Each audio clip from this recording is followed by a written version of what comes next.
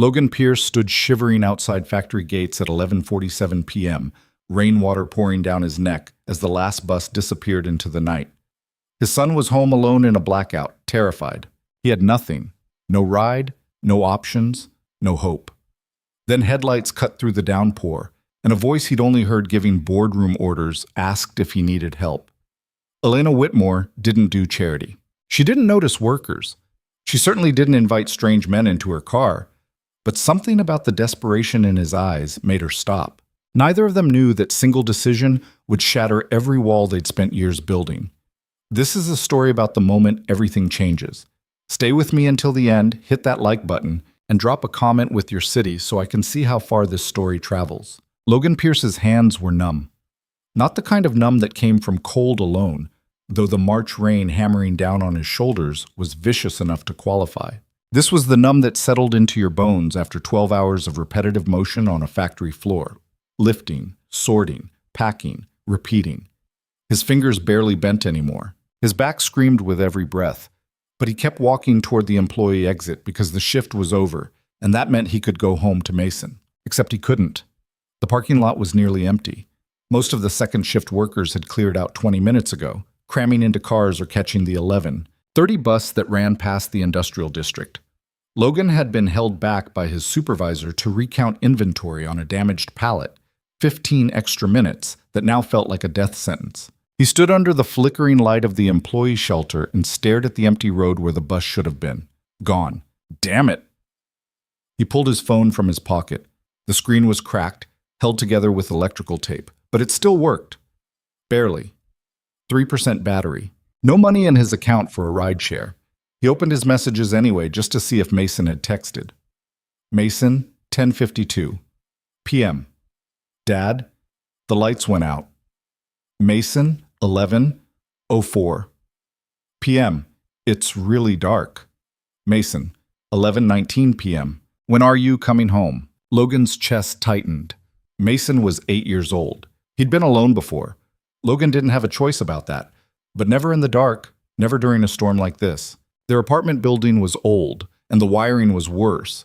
Power outages weren't uncommon, but they didn't usually last this long. He tried calling. It rang twice, then died. His phone screen went black. Perfect. Logan shoved the phone back into his pocket and stepped out into the rain. The factory was 4 miles from his apartment. If he walked fast, he could make it in an hour, maybe less if adrenaline carried him. He pulled his jacket tighter, thin, soaked through, useless, and started moving. The road was dark. No streetlights out here, just the occasional glow from a warehouse window or the distant hum of the highway. His boots squelched with every step.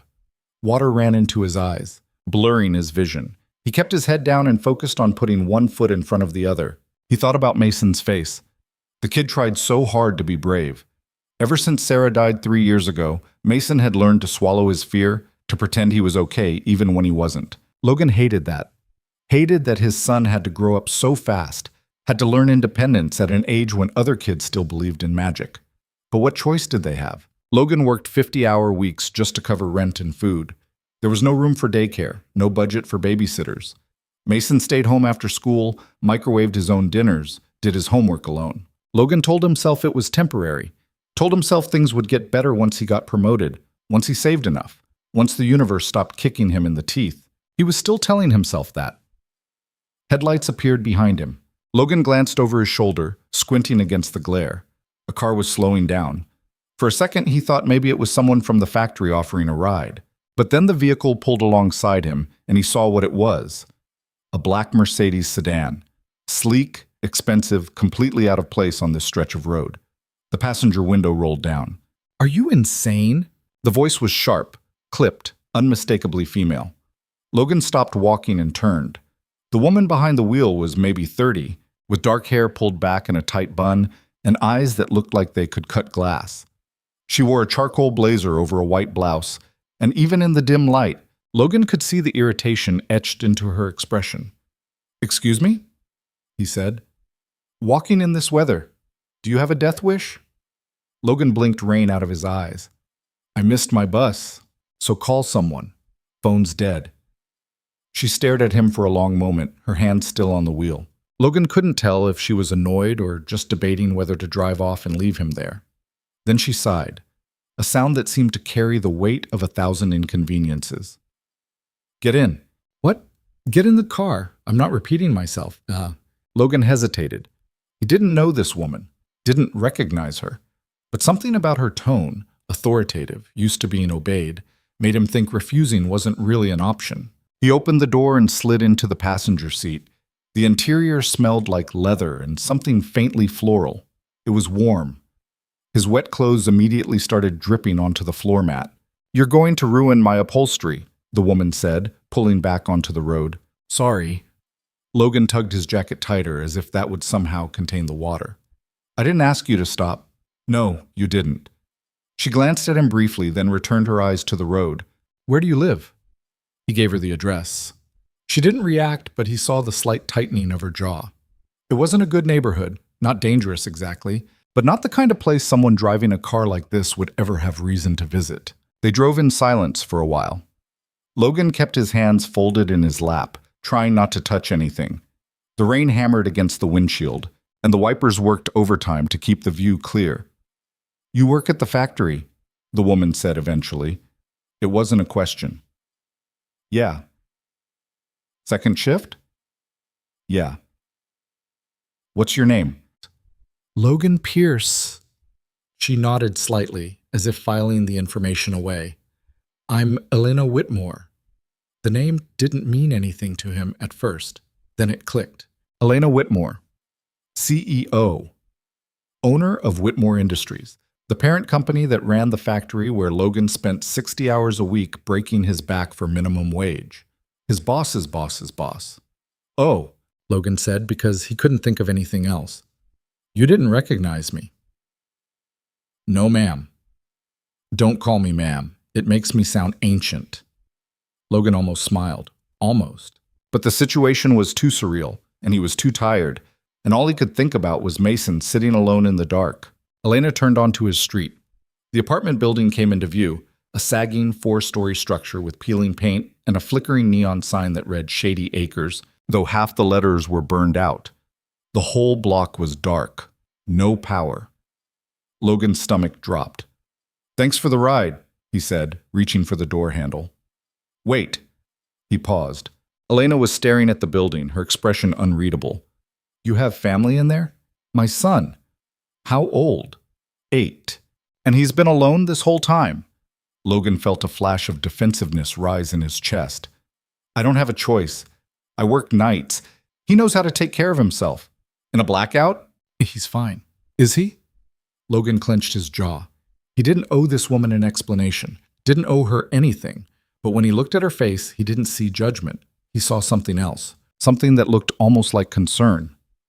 "I need to go," Logan said quietly. Elena didn't stop him this time. He climbed out of the car and jogged toward the building, his boots splashing through puddles.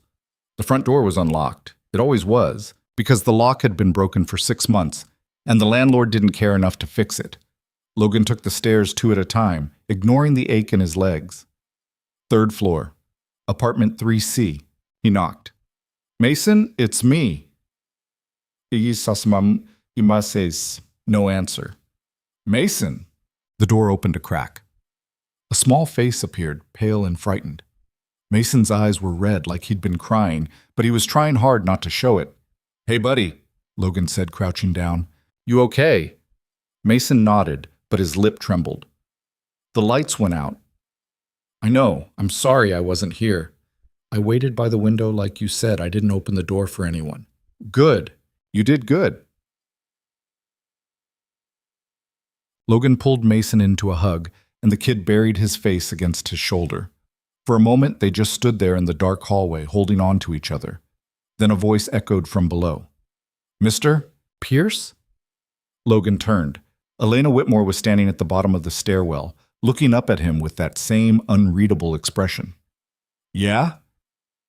"How long has the power been out?" "I don't know. Couple hours, maybe." "And when's it coming back?" Logan shrugged. "Could be tonight. Could be tomorrow. Depends on how bad the damage is." Elena frowned. She glanced around the hallway. The water-stained ceiling, the flickering emergency light that barely worked, the faint smell of mildew that never quite went away.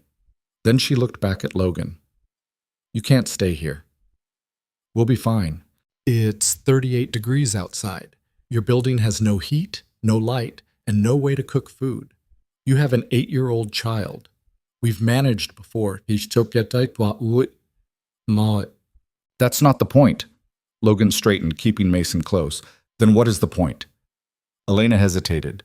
For the first time since she'd stopped her car in the rain, she looked uncertain, like she was about to say something she couldn't take back. Come with me. What? Both of you. Come stay at my house tonight, just until the power comes back. Logan stared at her. You're serious? Do I look like I'm joking? I don't... He shook his head. I can't just... You can and you will, unless you'd rather your son spend the night freezing in the dark. Mason tugged on Logan's sleeve. Dad? Logan looked down at him. The kid's face was hopeful, cautious, like he didn't want to get excited but couldn't help it. And Logan realized with a sinking feeling that he didn't actually have a better option. Just for tonight, he said. Elena nodded. Just for tonight. Elena's house wasn't a house. It was an estate. Logan sat in the passenger seat as they drove through wrought iron gates and up a winding driveway lined with trees. The rain had started to ease, but the night was still dark, and the only light came from the sprawling mansion ahead. It was massive, 3 stories of stone and glass, with tall windows that glowed warm and golden against the storm. Mason's face was pressed to the window. Whoa. Yeah, Logan muttered. Whoa. Elena parked in front of the main entrance and led them inside. The foyer was bigger than Logan's entire apartment. Marble floors, a chandelier that looked like it cost more than his yearly salary, a staircase that curved upward like something out of a movie. Mrs. Hahn, Elena called. A woman in her 60s appeared from a side hallway, wearing a cardigan and carrying a dish towel. She smiled warmly when she saw Mason. Oh, who's this little one? This is Mason, Elena said, and his father, Logan. They'll be staying tonight. Can you prepare the guest rooms? Of course. Mrs. Hahn's smile widened. And I'll make some hot cocoa. You both look like you could use it. Mason's eyes lit up. Logan felt a knot form in his throat. Thank you, he said quietly. Mrs. Hahn waved a hand. Don't mention it, dear. Come on. Let's get you warmed up. She led Mason toward the kitchen, chatting with him about his favorite toppings. Logan started to follow, but Elena caught his arm. Let him go, she said. Mrs. Hahn will take care of him. Logan hesitated, then nodded. He watched Mason disappear around the corner, his small voice echoing back as he answered Mrs. Hahn's questions. Elena gestured toward a sitting room off the foyer. We should talk. Logan followed her inside. The room was elegant but understated. A leather couch, a fireplace that crackled softly, bookshelves lining the walls. Elena sat in an armchair and motioned for Logan to sit across from her. He stayed standing. This is too much, he said. What is? All of this. The house, the cocoa, the guest rooms. You don't know us. I know enough. You know my name and where I work. That's it. Us. Elena leaned back in her chair, studying him. You're right. I don't know you, but I know what it's like to be stubborn and proud and too afraid to accept help when you need it. Logan crossed his arms. I'm not afraid. Then sit down. He didn't move. Elena sighed. Look, Mr. Pierce. Logan, yeah.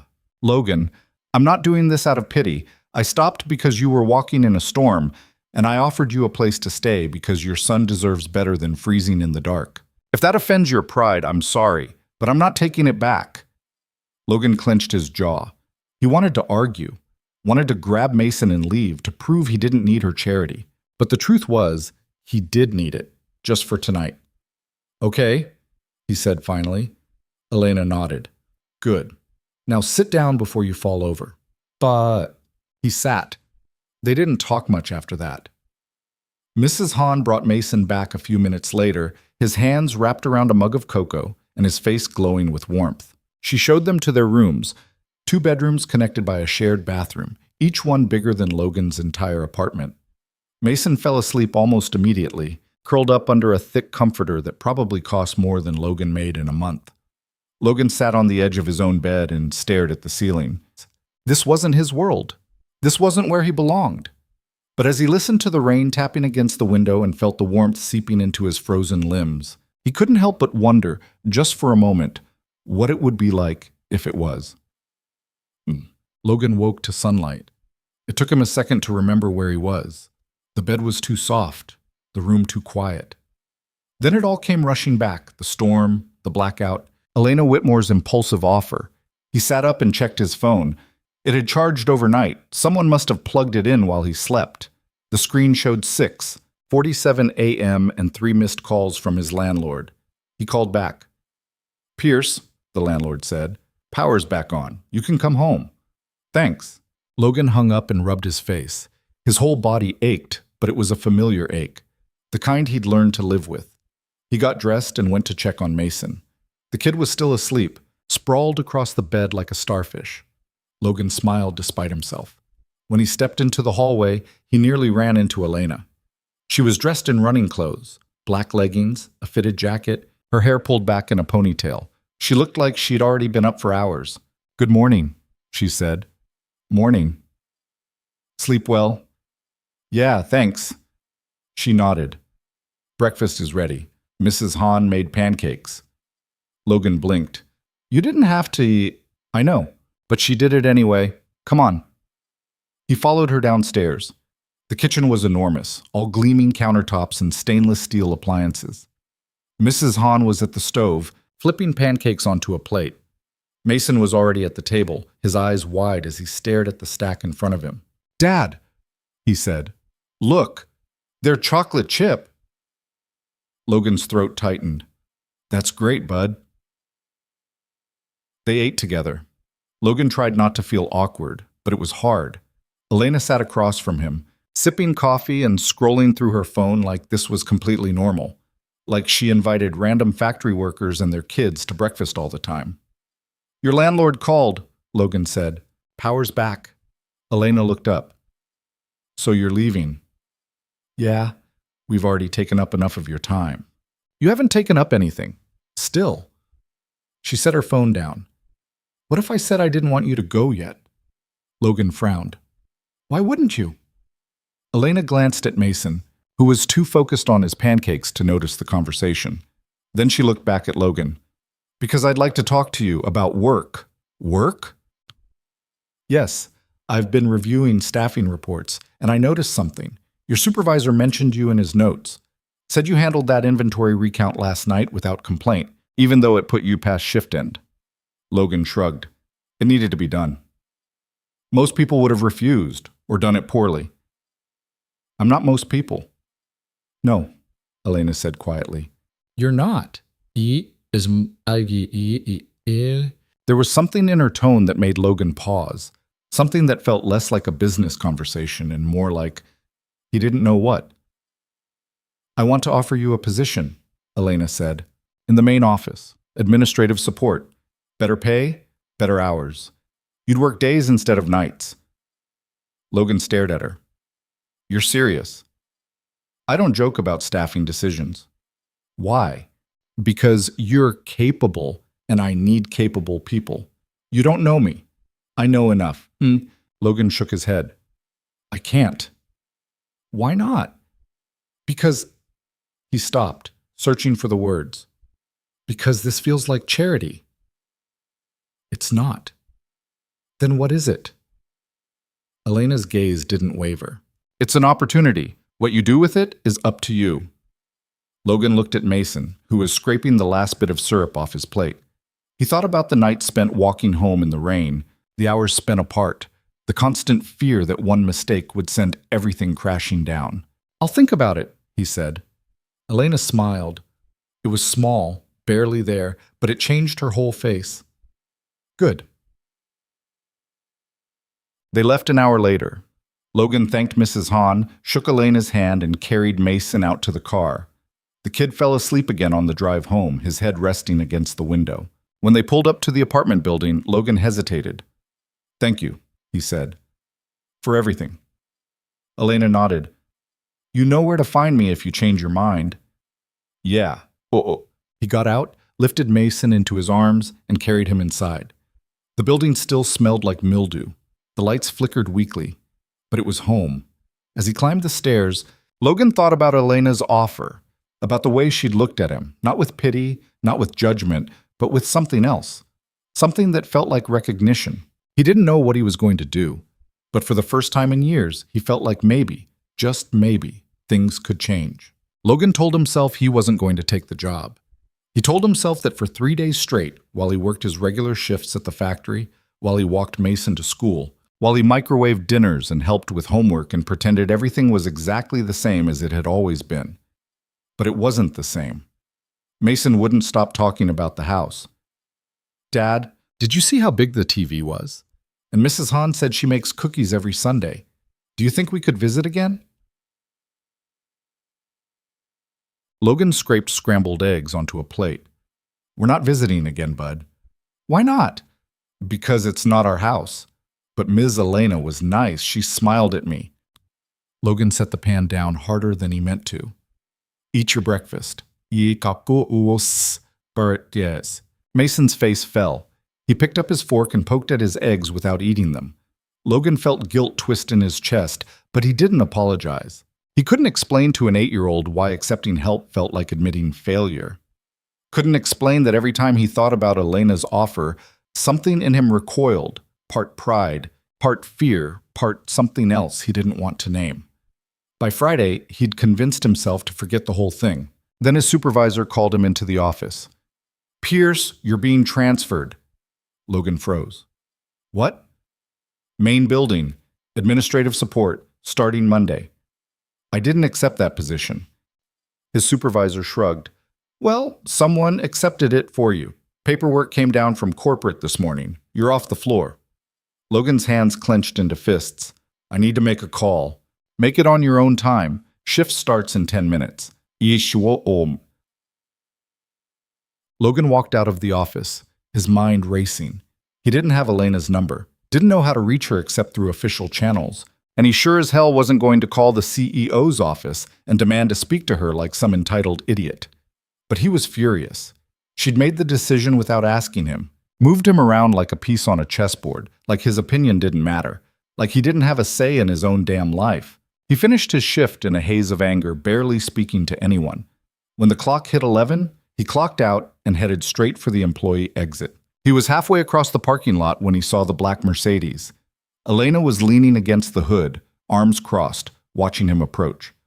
Logan stopped a few feet away. What the hell do you think you're doing? Waiting for you? You transferred me without asking. Yes, that's not okay, sit. Elena pushed off the car. You're right, it's not.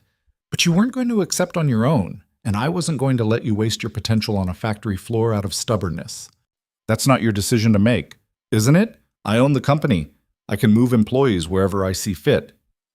Logan took a step closer. This isn't about the company. This is about control. No, Elena said sharply. This is about giving you a chance you're too scared to take. I'm not scared. Then prove it. Show up Monday. Do the job. If you hate it, you can go back to the factory. But at least try. Logan stared at her. Her expression was hard, unyielding. But there was something underneath it, something that looked almost desperate. Why do you care? He asked quietly. Elena's jaw tightened. For a moment she didn't answer. Then she looked away, out toward the dark stretch of road beyond the parking lot. Because I know what it's like to be stuck, she said. And I know what it's like to have someone pull you out of it. I'm returning the favor. I'm not stuck. You're working 60 hours a week for minimum wage while your kid raises himself. If that's not stuck, I don't know what is. The words hit harder than Logan expected. The words hit. He opened his mouth to argue, but nothing came out. Because she was right. He was stuck. Had been for years. And he'd been too proud, or too tired, to admit it. Elena's expression softened. Just try it, Logan. 1 week. If you hate it, I'll transfer you back, no questions asked. Logan exhaled slowly. 1 week. 1 week. She got back in her car and drove away. leaving Logan standing alone in the parking lot with a decision he'd already made but didn't want to acknowledge. Monday morning, Logan walked into the main office building wearing the only dress shirt he owned. It was wrinkled, a little too tight across the shoulders, but it was clean. Mason had helped him pick out a tie from the thrift store, dark blue with thin gray stripes. "You look fancy, Dad," Mason had said that morning. Logan didn't feel fancy. He felt like an imposter. The main office was nothing like the factory. It was all glass and chrome, with sleek furniture and people in tailored suits moving through hallways like they had somewhere important to be. Logan checked in at the front desk, and a young woman with a tablet led him to the third floor. "You'll be working in operations support," she said, coordinating between departments, managing schedules, reviewing shipment reports. "Mr. Voss will be your supervisor." Baish. She stopped in front of a cubicle near a large window. A man in his 50s stood up, extending a hand. He was broad-shouldered, with graying hair and a no-nonsense expression. "Logan Pierce?" "Yes, sir." "David Voss, welcome to the team." He shook Logan's hand firmly. "I hear you came up from the factory floor." "Yes, sir, he's." "Good. Means you actually know how things work. Most of the people up here have never set foot in a warehouse." Voss gestured to the cubicle. "This is your space. Computer's already set up. Passwords on the sticky note. I'll give you an hour to get oriented, then we'll go over your assignments." Logan nodded. Voss walked away, and Logan sat down slowly. The chair was comfortable. The desk was clean. There was a small potted plant in the corner that someone had left behind. He logged into the computer and stared at the screen.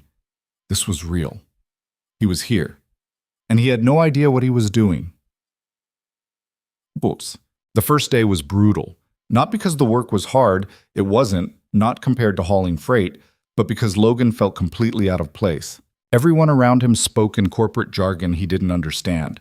They talked about KPIs and synergy and actionable metrics, and Logan just nodded along and tried not to look lost. By lunch, his head was pounding. He took his sandwich to the break room and sat alone at a corner table. A few people glanced at him, but no one said anything. He was halfway through his meal when someone sat down across from him. "You're the new guy." Logan looked up. The man across from him was younger, maybe late 20s, with slicked back hair and a smile that didn't quite reach his eyes. "Yeah," Logan said. "Derek Chen, I work in procurement." He stuck out his hand. Logan shook it. "Logan Pierce. I know, word travels fast around here." Derek leaned back in his chair. "So what's your story? How'd you land a gig in ops support?" "Got transferred." "From where?" "The factory." Derek's eyebrows shot up. "No kidding. That's a hell of a jump. You must know someone upstairs."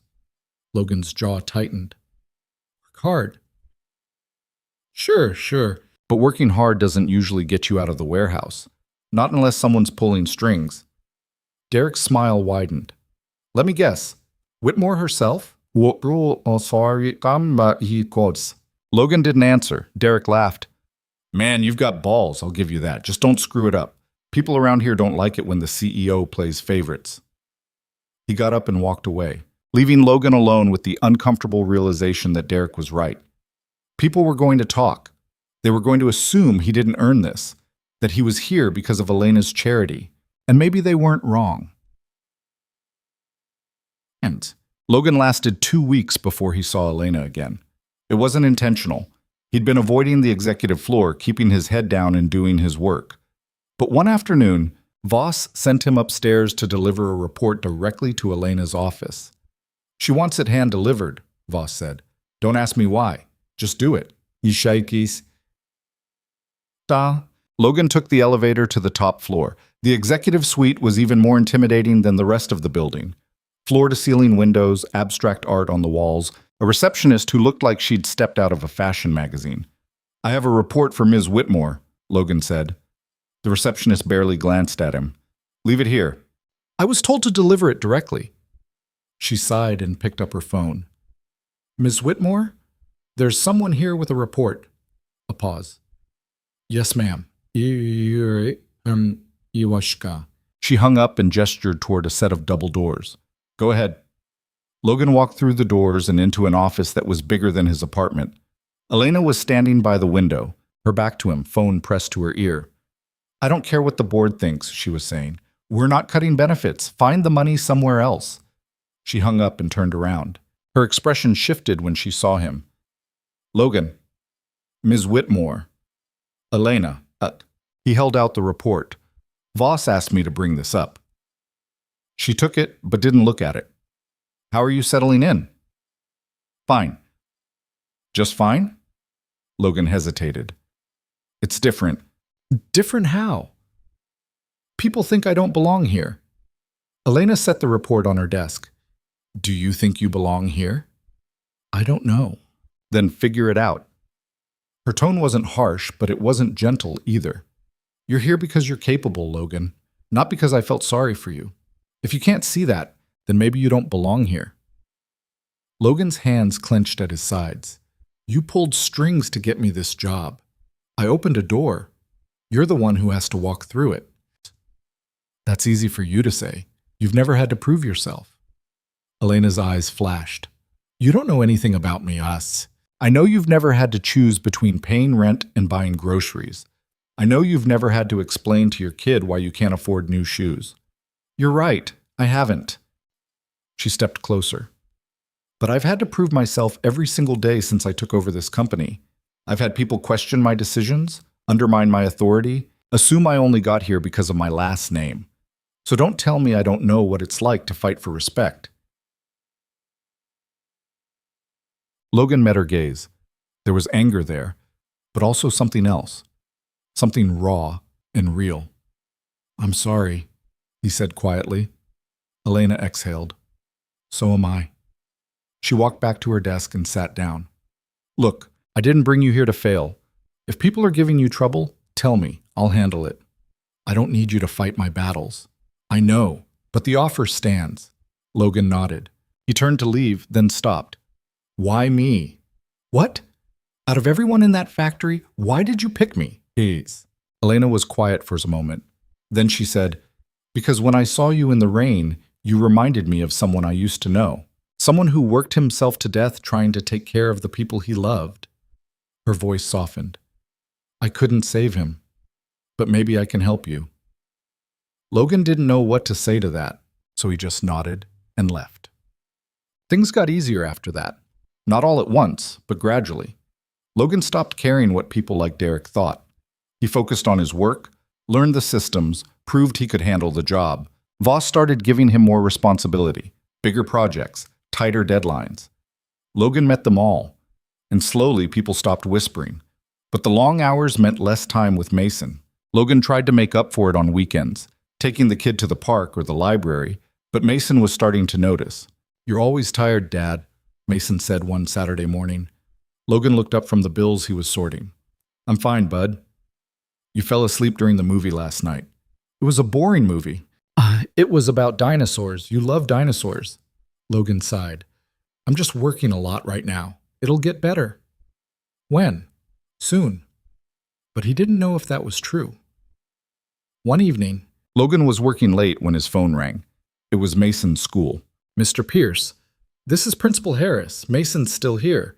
We've been trying to reach you for an hour. Logan's stomach dropped. What? I thought he was at aftercare. Aftercare ended at 6. It's almost 7. I'm on my way. Logan grabbed his jacket and ran. He made it to the school in 15 minutes. Mason was sitting in the main office, his backpack on his lap, his face blank. I'm so sorry, Logan said, kneeling in front of him. I lost track of time. Mason didn't look at him. You forgot me. I didn't forget you, You forgot. Principal Harris cleared her throat. Mr. Pierce, this is the second time this month. Logan stood up. It won't happen again. See that it doesn't. They drove home in silence. Logan tried to apologize again, but Mason just stared out the window. When they got to the apartment, Mason went straight to his room and closed the door. Logan stood in the hallway, feeling like the worst father in the world. He called Elena without thinking. She picked up on the second ring. Logan? I screwed up. What happened? He told her everything. About forgetting Mason, about the principal's warning, about the look on his son's face. Elena was quiet for a moment. Then she said, You're doing too much. I don't have a choice. Yes, you do.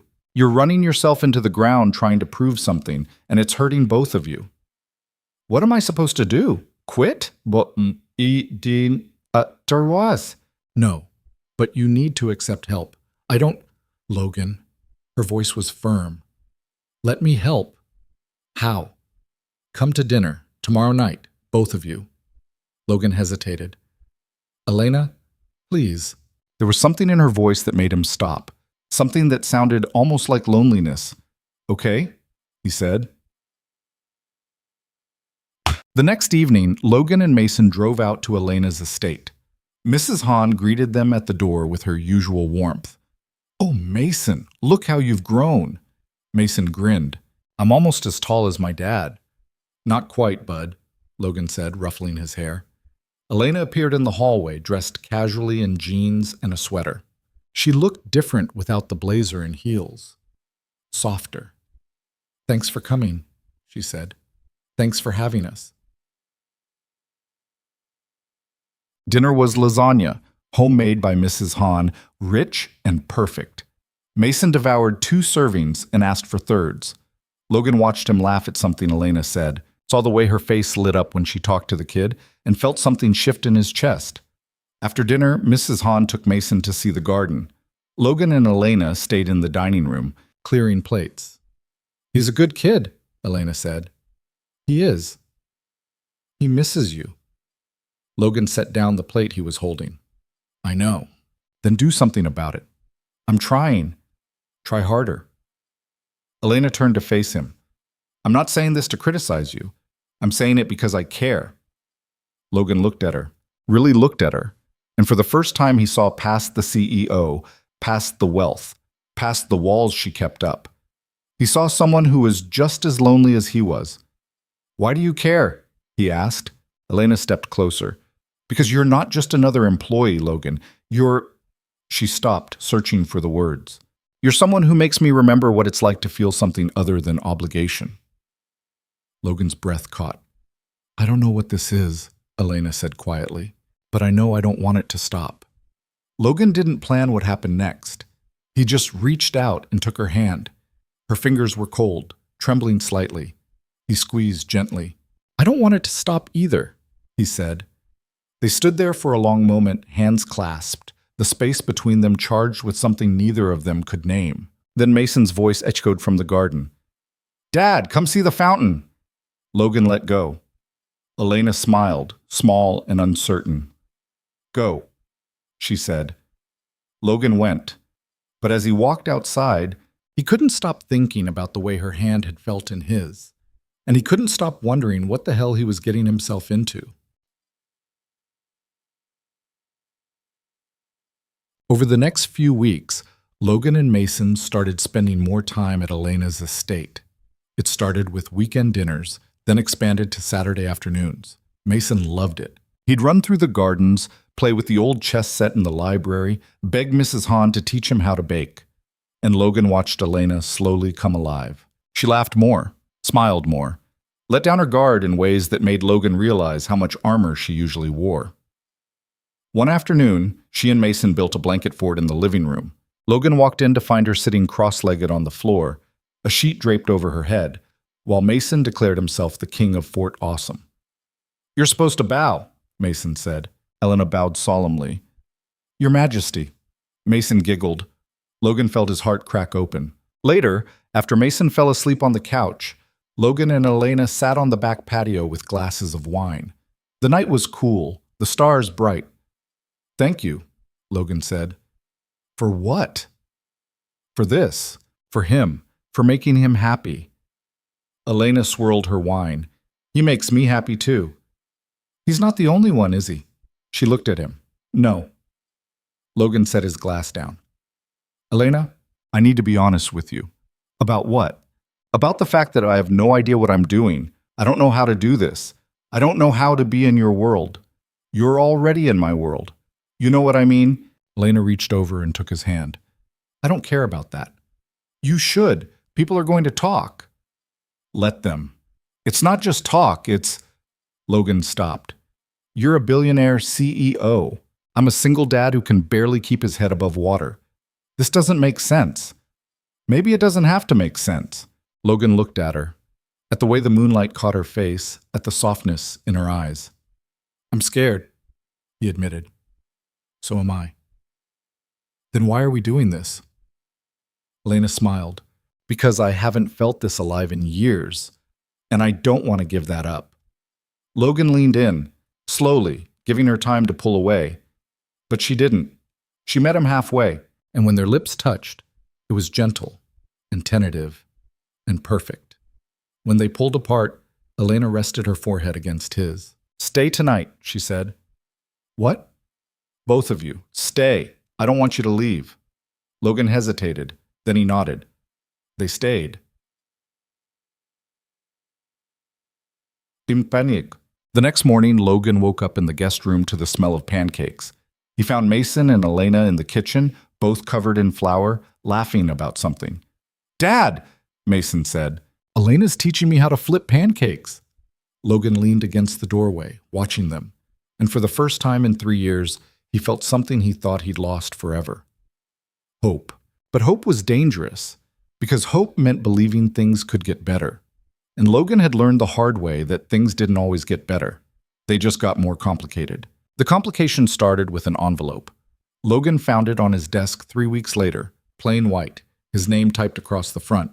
No return address. He opened it during his lunch break and pulled out a single sheet of paper. The message was printed in block letters. Watch your back.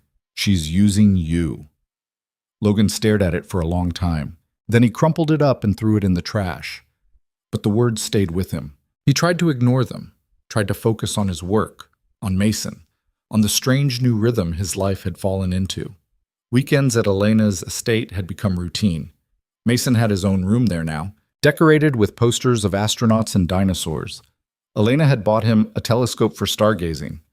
Logan had protested. Too much, too expensive, but Elena had waved him off. He's a kid. Let him be excited about something. Tut. And Mason was excited, more than Logan had seen him in years. The kid talked about Elena constantly. What she'd said, what she'd taught him, how she'd promised to take him to the science museum next month. Should have made Logan happy. Instead, it made him uneasy, because Derek Chen's words kept echoing in his head. People around here don't like it when the CEO plays favorites. Logan wasn't stupid. He knew how this looked. The factory worker who'd somehow landed in the main office, who spent his weekends at the boss's mansion, whose kid called her by her first name. People were talking. He could feel their eyes on him in meetings, hear the whispers that stopped when he walked into the break room. He told himself it didn't matter, but it did. One afternoon, Voss called him into his office. Logan went, expecting another assignment. Instead, Voss closed the door and gestured to a chair. Sit. Logan sat. Voss leaned back against his desk, arms crossed. I'm going to ask you something, and I want an honest answer. Okay. Are you sleeping with Elena Whitmore? Logan's jaw tightened. That's none of your business. Actually, it is. Because if you are, it creates a conflict of interest. And if there's a conflict of interest, I need to know about it before HR does. There's no conflict. That's not what I asked. Logan stood up. My personal life has nothing to do with my job. Just. It does when your personal life involves the woman who signs my paychecks. Voss's expression softened slightly. Look, I'm not trying to give you a hard time, but people are talking, and if this blows up, it's going to blow up on you, not her. I'm trying to help you here. Logan's hands clenched into fists. I don't need help. Everyone needs help, Pierce. The question is whether you're smart enough to take it. Logan walked out without answering. He lasted until the end of the day before calling Elena. She picked up on the first ring. Hey, we need to talk, Logan said. About what? About the fact that everyone at this company thinks I'm sleeping my way to the top. There was a pause. Then Elena said, Come to my office. I'm not now, Logan. He hung up and took the elevator to the executive floor. The receptionist waved him through without a word. Elena was standing by the window when he entered, her back to him. Close the door, she said. Logan closed it. Elena turned around. Her expression was calm, but Logan could see the tension in her shoulders. What happened? Voss asked if we were sleeping together. What did you tell him? That it was none of his business. Good. Good? Logan stared at her. Elena, people are talking. They think I'm using you. Let them think whatever they want. That's easy for you to say. You're not the one they're whispering about. Elena's eyes flashed. You think I don't know what they're saying? You think I don't hear the board members questioning my judgment? The investors asking why I'm spending so much time with an employee? Then why are you doing it? Because I don't care what they think. Well, I do. Logan's voice rose. I care that my colleagues think I didn't earn my position. I care that my son might get caught in the crossfire. I care that this could ruin both of us. Elena stepped closer. It won't ruin us. You don't know that. I know that I'm not giving you up because people are small-minded and cruel. Logan looked at her. At the fierce determination in her eyes, the way she stood like she was ready to fight the world. And he realized, with a sinking feeling, that she meant it. I got a note today, he said quietly. Someone left it on my desk. It said you're using me. Elena's expression darkened. Show me. I threw it away. Logan, it doesn't matter. What matters is that people are watching us. And if we're not careful, this is going to explode. Elena was silent for a moment. Then she said, There's a charity gala next week. The annual Whitmore Foundation event. I was planning to go alone, but she hesitated. I want you to come with me. Logan's stomach dropped. You're serious? Completely. Elena, that's insane. You want me to show up at a gala full of rich people and investors and show them that I don't care what they think? Yes. They'll eat me alive. Not if I'm standing next to you. Logan shook his head. This is a bad idea. Probably, but I'm doing it anyway, and I want you there. Why? Elena reached out and took his hand. Because I'm tired of hiding. And because if we're going to do this, we need to do it right. No more sneaking around. No more pretending. Logan's chest tightened. What if it doesn't work? Then we'll figure it out together. He wanted to argue, wanted to list all the reasons this was a terrible plan. But when he looked at her face, at the vulnerability behind the confidence, he couldn't. One condition, he said. What? If this goes bad, we protect Mason first. Whatever happens, he doesn't get hurt. Elena nodded. I promise. Logan exhaled slowly. Okay. Okay? I'll go to your gala, but I'm not wearing a tux. Elena smiled. We'll see about that. Again. The next week was chaos. Elena insisted on buying Logan a suit. He refused. She argued that showing up in an off-the-rack sport coat would only give people more ammunition. He argued that accepting a $1,000 suit from her felt wrong. They compromised on something mid-range that Logan paid for himself, even though it took a chunk out of his savings. Mason thought the whole thing was hilarious. Dad, you look like a penguin. Logan adjusted his tie in the mirror. Thanks, bud. Are you nervous? No. You're lying. Logan glanced at his son. How do you know? Because you always touch your neck when you're nervous, and you've touched it like 10 times. Logan dropped his hand. I'm fine. Mason hopped off the bed and walked over. He straightened Logan's tie, his small fingers surprisingly deft. Elena likes you, Mason said. That's all that matters, right? Logan's throat tightened. Right. Then stop worrying. You're going to be great. Me. Logan pulled Mason into a hug. The kid hugged back, fierce and strong, and Logan thought, not for the first time, that his son was braver than he'd ever be. Elena picked him up an hour later. She was wearing a floor-length black gown that looked like it cost more than Logan's car. Her hair swept up, diamonds at her ears. Logan forgot how to breathe for a second. You clean up nice? She said. You look, He stopped. I don't have the words. She smiled. Come on, let's go make people uncomfortable. The gala was being held at the Grand Hall downtown, a massive venue with marble columns and crystal chandeliers. Logan had driven past it 100 times, but never imagined he'd step inside. Now, walking through the entrance with Elena on his arm, He felt like he'd crossed into another dimension. Everywhere he looked, there were people in designer clothes, holding champagne glasses, talking in low voices about things Logan didn't understand. Stock portfolios, vacation homes in the Hamptons, charity donations that exceeded Logan's yearly salary. Elena squeezed his hand. "Breathe. I'm breathing. You're holding your breath." Logan exhaled. "This is insane. It's just a party." "No, it's not. This is—" He gestured around. "This is your world, not mine. It's our world now." Before Logan could respond, a man in a tuxedo approached. He was tall, silver-haired, with the kind of smile that didn't reach his eyes. "Elena," he said smoothly, "you look stunning, as always." "Richard." Elena's tone was polite but cold. "This is Logan Pierce. Logan? Richard Hayworth. He's on the board." Richard's gaze shifted to Logan, assessing. "Pierce, I don't believe we've met." "No, sir." "Richard's been with the company for 20 years, Elena said. "He thinks that gives him the right to question my decisions." Richard's smile tightened. "I merely offer guidance when needed." "I don't need guidance." Clearly. Richard's eyes flicked to Logan again.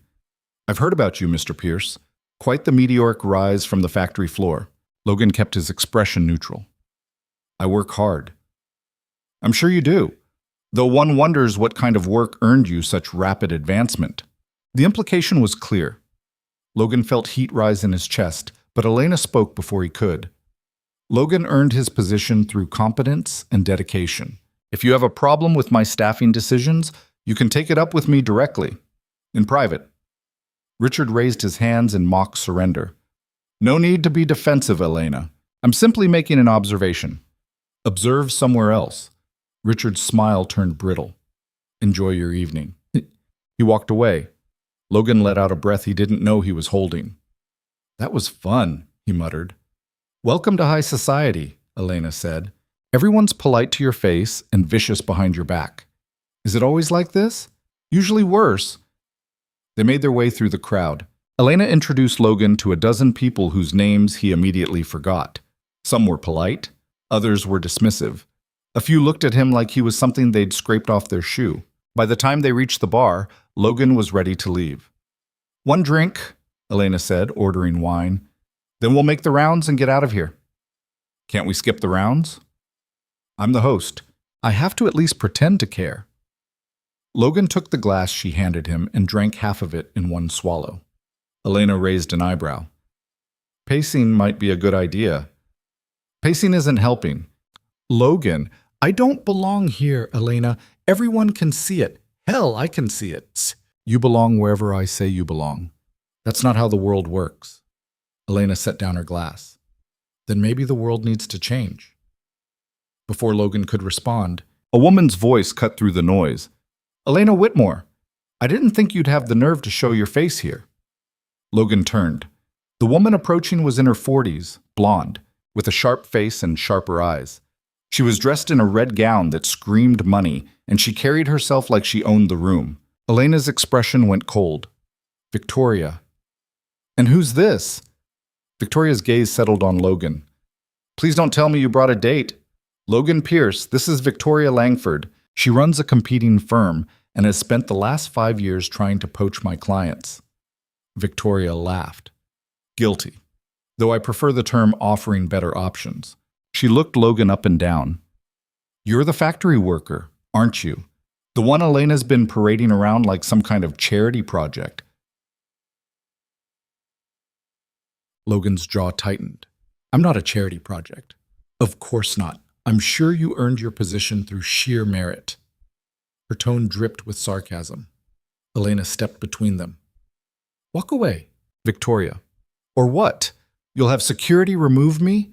This is a public event, darling. I have as much right to be here as you do." "Then exercise that right somewhere else." Victoria smiled. "You know what I think? I think you're making a mistake, mixing business with—" She glanced at Logan. "Well, whatever this is, it's going to blow up in your face, and when it does, I'll be there to pick up the pieces." "Get out," Elena said quietly. "Make me." For a moment, Logan thought Elena might actually hit her. But then Elena turned to him and said, Let's go. What? We're leaving. Elena. Now. She grabbed his hand and pulled him through the crowd. Logan followed, his mind reeling. They made it to the entrance before someone called out, "Ms. Whitmore!" Elena stopped. A young man in a suit was jogging toward them, holding a microphone. Behind him, a cameraman was filming. "Ms. Whitmore, can I ask you a few questions about tonight's event?" No, Elena said. "Is it true you're in a relationship with one of your employees?" Logan's stomach dropped. The reporter pushed forward. "There are rumors that you've been showing favoritism, promoting individuals based on personal relationships rather than qualifications. Do you have a response?" Elena's expression turned to ice. "My personal life is none of your concern. But as the CEO of a publicly traded company, don't you think... I think you should find another story." The reporter turned to Logan. "Mr. Pierce, is it? How does it feel to date your boss?" Logan froze. The camera was in his face, the lens glaring like an accusation. Did you pursue the relationship to advance your career?" "No." "Then how did it start?" Logan's mind went blank. He didn't know what to say, didn't know how to defend himself without making things worse. Elena stepped forward. "This interview is over. Just one more question." "I said it's over, Eats." She grabbed Logan's arm and pulled him toward the exit. The reporter shouted after them, but Elena didn't stop. They burst through the doors and into the cool night air. Logan's heart was racing. What the hell just happened? "Ambush journalism," Elena said tightly. "Someone tipped them off." "Who?" "Does it matter? The damage is done." Logan ran a hand through his hair. "This is going to be everywhere, isn't it?" "Probably." "Great, just great." Elena turned to face him. "I'm sorry." "For what?" "For dragging you into this. For thinking I could control the narrative. For..." She stopped. "For being selfish." Logan stared at her. Her makeup was perfect, her dress immaculate, but there was something broken in her eyes. "You're not selfish," he said quietly. "Yes, I am. I wanted you there tonight because I wanted to prove something. To them, to the board, to myself. And I didn't think about what it would cost you." "Elena, you should go home." "What?" "Go home, Logan. Be with Mason. Forget about tonight." "I'm not leaving you." "Why not?" "Because..." Logan stopped. Because he cared about her. Because walking away now felt like giving up. Because, despite everything, he didn't want to be anywhere else. "Because I'm in this," he said finally. "For better or worse." Elena's eyes glistened. "You're an idiot." "Probably." She laughed, a broken sound, and stepped forward. Logan caught her, and for a moment they just stood there, holding on to each other like the world was falling apart around them. Which, in a way, it was. The story broke the next morning. Logan's phone started buzzing at 6 a.m. Text messages, calls, emails, all from numbers he didn't recognize. He ignored them and turned on the TV while making breakfast for Mason. The local news was running the story. Controversy tonight as Elena Whitmore, CEO of Whitmore Industries, was seen at last night's charity gala with Logan Pierce, a former factory worker she recently promoted. Sources close to the company suggest favoritism may have played a role in Pierce's advancement. Whitmore declined to comment, but the relationship raises questions about ethics and workplace conduct. They showed footage from the gala. Logan's face, frozen in confusion as the reporter shoved a microphone at him, Elena pulling him away. The whole thing looked worse than it had felt. Mason walked into the kitchen, still in his pajamas. "Dad, why are you on TV?" Logan turned it off. "It's nothing. It didn't look like nothing. Just eat your cereal." Mason sat down, but he kept glancing at Logan with worried eyes. Logan's phone buzzed again. This time, it was Elena. "Elena, don't watch the news?" Logan. "Too late." Elena. "I'm handling it." Logan. "How?" Elena. "Press statement. Legal threats if they keep pushing the favoritism angle." Logan. "That's going to make it worse." Elena. "What do you want me to do? Let them destroy you?" Logan stared at the screen. He didn't know what he wanted, didn't know how to fix this, didn't know if it could be fixed. His phone rang. It was Voss. Pierce, we need to talk. I'm off today. I don't care. Get to the office. Now. Logan hung up. He looked at Mason, who was watching him with those big, scared eyes. I have to go out for a bit, Logan said. Are you in trouble? No. You're lying again. Logan crouched down. Listen to me. Whatever you hear, whatever people say, I need you to know something. I didn't do anything wrong, okay? Mason nodded slowly. Okay. And Elena didn't either. People are just mean sometimes. I know. Logan kissed his forehead. I'll be back soon. Stay inside. He called Mrs. Hahn to come watch Mason, then drove to the office. The parking lot was half empty, Saturday, but Voss's car was there. So was Elena's. Logan took the elevator to the executive floor. Voss and Elena were in her office, along with two people Logan didn't recognize. A man in a gray suit and a woman with a briefcase. Logan, Elena said, this is Mark Chen, our legal counsel, and Sarah Rivera, head of HR. Logan nodded. What's going on? Sarah gestured to a chair. Sit down, Mr. Pierce. Logan sat. His heart was pounding. Mark opened a folder. We've received multiple complaints from employees alleging favoritism and inappropriate conduct. Given the media attention, we need to conduct a formal review of your employment. A review to determine if any policies were violated during your promotion. Logan looked at Elena. Her expression was carefully neutral. This is procedure, she said quietly. It's not personal. Feels pretty personal. Sarah leaned forward. Mr. Pierce, we need to ask you some questions, and I need you to answer them honestly. Fine. When did your relationship with Ms. Whitmore begin? Logan hesitated. A few months ago. Before or after your promotion? After, but did Miss Whitmore offer you the promotion directly?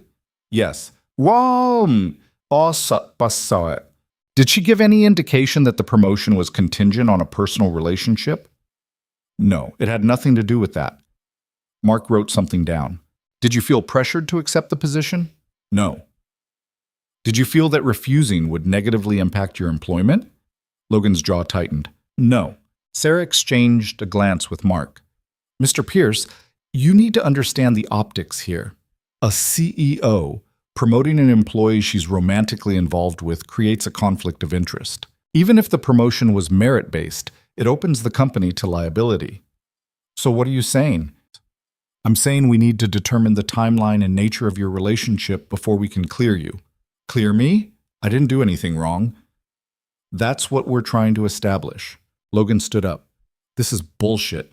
Mr. Pierce, you're treating me like a criminal because I had the audacity to get involved with someone out of my league. You want to punish me for not staying in my place. That's not what this is, Sarah said. Then what is it? Elena stood. Logan, sit down. No. Please. Logan looked at her. At the exhaustion in her eyes, the tension in her shoulders. And he realized she was fighting battles he couldn't even see. He sat. The questions continued for another hour. They asked about every interaction, every conversation, every moment that might suggest impropriety. Logan answered as honestly as he could, but he knew how it looked, knew that no matter what he said, people would believe what they wanted to believe. When it was finally over, Sarah closed her folder. We'll complete our review within the week. Until then, Mr. Pierce, you're on administrative leave. Logan's stomach dropped. You're suspending me? It's paid leave, standard procedure during investigations. This is insane. It's protocol. Logan stood up. I'm done here. He walked out before anyone could stop him. Elena followed him into the hallway. Logan, wait. Don't. Just listen. He turned on her. You said this wouldn't blow up. You said you'd protect Mason. You promised. I know. Well, you failed. Elena flinched like he'd struck her. I'm trying to fix this. By throwing me under the bus? By letting HR treat me like I'm some kind of predator? That's not what's happening. Then what is happening, Elena? Because from where I'm standing, it looks like you're choosing the company over me. I'm choosing both. You can't. That's the whole problem. You can't have both. Elena's eyes filled with tears. Don't make me choose. Logan stepped back. I'm not making you do anything, but I'm not going to stand here and watch you destroy yourself trying to save me. What are you saying? I'm saying maybe we should take a break until this blows over. No. Elena, no. Her voice broke. Don't do this. Logan looked at her, at the woman who'd stopped her car in the rain, who'd opened her home, who'd made him believe things could be different. I have to, he said quietly. For Mason. For you. For both of us. He turned and walked away. Elena didn't follow. Logan made it to his car before the shaking started. He gripped the steering wheel, his breath coming in short gasps, and tried not to fall apart. His phone buzzed. A text from an unknown number. I told you she was using you. Walk away before it gets worse. Logan stared at it for a long time. Then he threw the phone onto the passenger seat and drove home. Mason was waiting on the couch when he walked in. Mrs. Hahn had left. The apartment felt too quiet. Dad? Logan sat down beside him. Yeah, bud? Are you and Elena breaking up? Logan's chest tightened. I don't know. Do you love her? The question caught him off guard.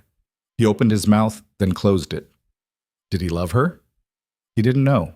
Didn't know if what he felt was love or just desperation or the ghost of something he'd lost years ago. I care about her, he said finally. That's not the same thing. I know. Mason leaned against him. I like her, Dad. She makes you smile. Logan wrapped an arm around his son. She makes me smile too. Then don't give up. Logan closed his eyes. It's not that simple. Why not? Because sometimes caring about someone means knowing when to let go. Mason didn't say anything. They sat there in silence, the weight of the day pressing down on both of them. Logan's phone buzzed again. He ignored it. Whatever happened next, he'd deal with it. But right now, all he could do was hold his son and try not to think about the way Elena's face had looked when he walked away. Try not to think about the fact that he might have just made the biggest mistake of his life. 3 days passed. Logan didn't leave the apartment except to take Mason to school. He ignored calls from Voss, from HR, from reporters who somehow got his number. He watched TV, made meals, helped with homework. Tried to pretend everything was fine. It wasn't fine. On the 4th day, Mason came home from school quiet. Logan asked him what was wrong. Nothing. Mason? The kid dropped his backpack. Some kids at school saw you on the news. They said you're dating a rich lady for money. Bokiko Akis. Kake. Logan's blood went cold. What did you say? I told them to shut up. Then I got sent to the principal's office. You got in a fight? I pushed Tyler Henderson. He said you were a gold digger. Logan knelt down. You can't hit people, bud. He was lying about you. I know, but fighting doesn't solve anything. Then what does? Logan didn't have an answer. That night, after Mason went to bed, Logan's phone rang. It was Elena. He almost didn't pick up, but something made him answer. Logan. Her voice was hoarse, like she'd been crying. Yeah? Mason's sick. Logan's heart stopped. What? He's at the hospital. He had an asthma attack at school. Mrs. Hahn brought him, but her voice broke. You need to get here. Logan was already grabbing his keys. Which hospital? St. Catherine's. I'm in the ER. I'm on my way. He hung up and ran. Logan broke every speed limit getting to the hospital. His hands were shaking on the wheel, his mind replaying every worst-case scenario he'd spent years trying not to imagine. Mason had asthma, but it was usually manageable. He kept an inhaler in his backpack, knew the warning signs, knew when to ask for help. But stress made it worse. Fear made it worse. And Logan had been so wrapped up in his own problems that he hadn't noticed his son was falling apart. He abandoned his car in the emergency lot and sprinted through the automatic doors.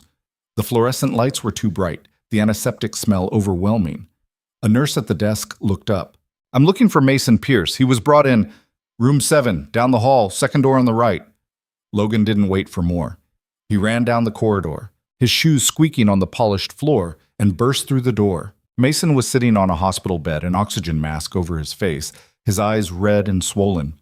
Elena was beside him, holding his hand.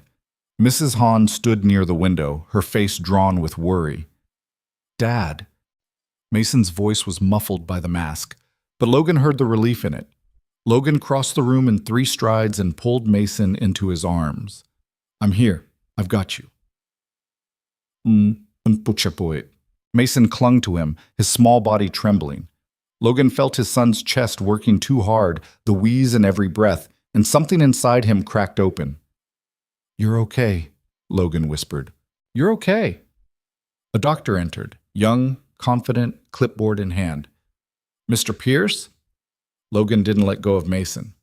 Yeah. I'm Dr. Patel. Your son had a severe asthma attack triggered by stress and physical exertion. We've administered albuterol and monitored his oxygen levels. He's stable now, but I want to keep him for observation overnight. Overnight? Just as a precaution, his levels dropped pretty low. We want to make sure they stay consistent before we release him. Logan nodded numbly. Okay, Dr. Patel made a note on her clipboard. The nurse will get him set up in a room upstairs. You can stay with him. She left. Logan sat down on the edge of the bed, still holding Mason's hand, and sat down on The kid's breathing was starting to even out, but his grip was tight. I'm sorry, Dad. Logan's throat constricted. For what? For getting sick, for making you worry. Don't apologize. This isn't your fault. Tyler said. Mason stopped, his voice breaking. He said mean things about you, and I got mad, and then I couldn't breathe. Logan's chest tightened. What did I tell you about fighting? That it doesn't solve anything. Right.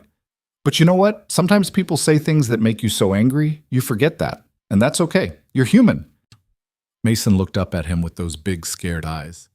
Are you mad at me? No, bud. I'm not mad. I'm just glad you're okay.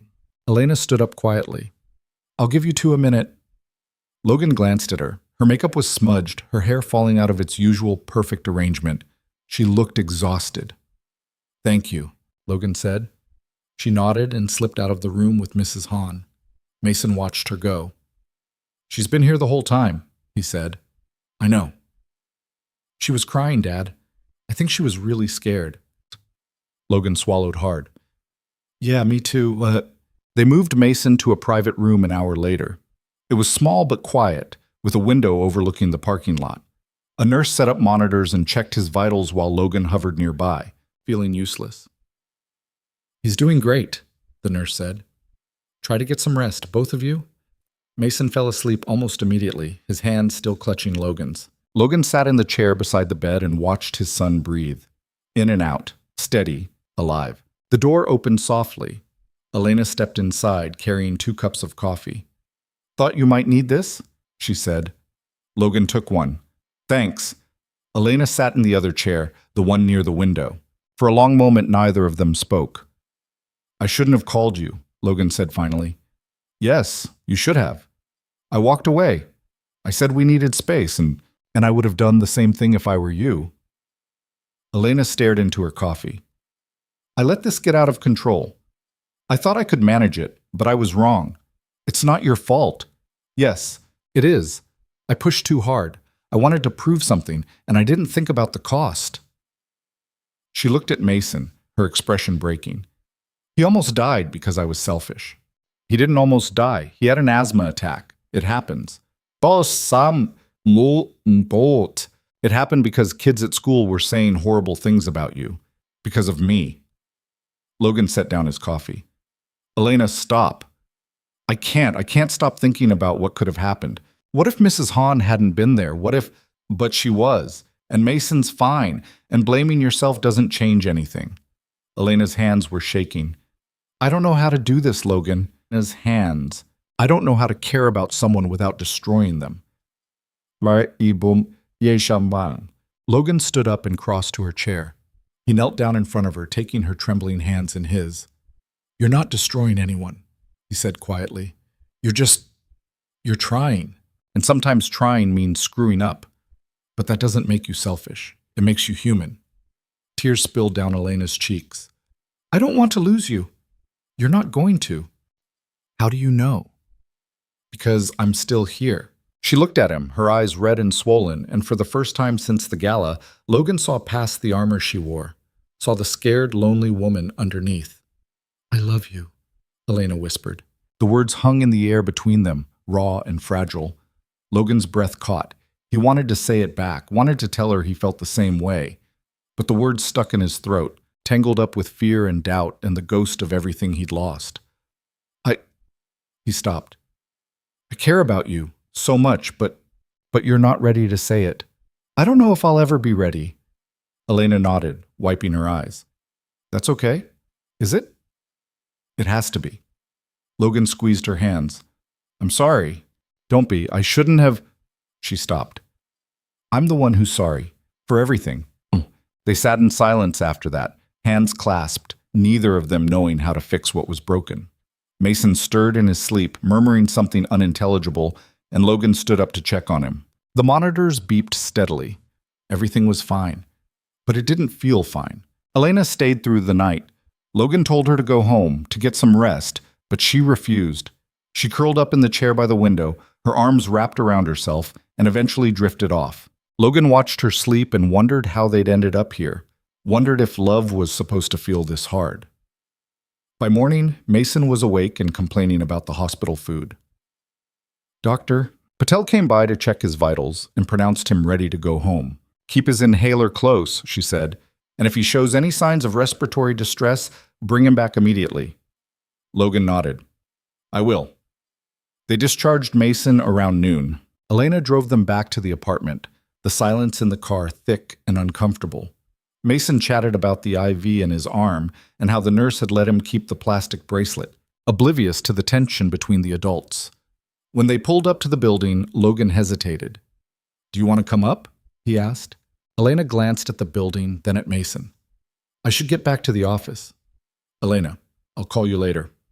Logan wanted to argue, but Mason was already climbing out of the car.